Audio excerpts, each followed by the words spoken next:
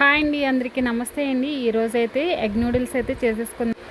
ఇప్పుడైతే మనమైతే నూడిల్స్ తీసుకోవాలి. ఇక్కడైతే 1 బైట్ అయితే తీసుకున్నాను.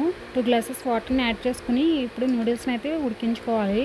అలాగే 2 ఎగ్స్ని తీసుకున్నాను. వీటిలో కొంచెం ఉప్పు కారం యాడ్ చేసుకొని బాగా మనం ఆమ్లెట్ కింద వేసుకున్న తర్వాత కావాల్సిన సైజులో పీసెస్ కింద కట్ చేసేసుకోవాలి.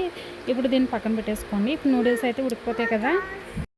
ఇప్పుడైతే మనకి ఈ నూడిల్స్ అనేవి ఉడికిపోయిన తర్వాత ఇలాగైతే ఒక స్ట్రైనర్ తీసుకుని వాటర్ అంతా మనం వంపేసుకొని వేడి వాటర్ని చల్లని వాటర్ వేసుకోవాలి, పక్కన పెట్టేసుకోండి. ఇప్పుడైతే కొంచెం ఆయిల్ వేసుకొని కొంచెం పెద్ద ప్యాన్ తీసుకోండి. అలాగే ఆనియన్స్, పచ్చిమిర్చి, క్యారెట్ ఇవన్నీ వేసుకొని బాగా ఫ్రై అయిన తర్వాత కొంచెం చిల్లీ సాసు అలాగే సోయా సాసు కొంచెం వేసుకోవాలి. అలాగే ఉడికించుకున్న నూడిల్స్ని కూడా యాడ్ చేసుకొని ఫ్రై చేసి పక్కన పెట్టుకున్న ఎగ్స్ని కూడా వేసేసుకొని తర్వాత అయితే ఇప్పుడు కొంచెం ఉప్పు కారం యాడ్ చేసుకొని సరిపడగా టేస్ట్కి తగ్గట్టు బాగా హై ఫ్లేమ్లో టోస్ట్ చేసుకోండి. టేస్టీ అయిన నూడిల్స్ రెడీ.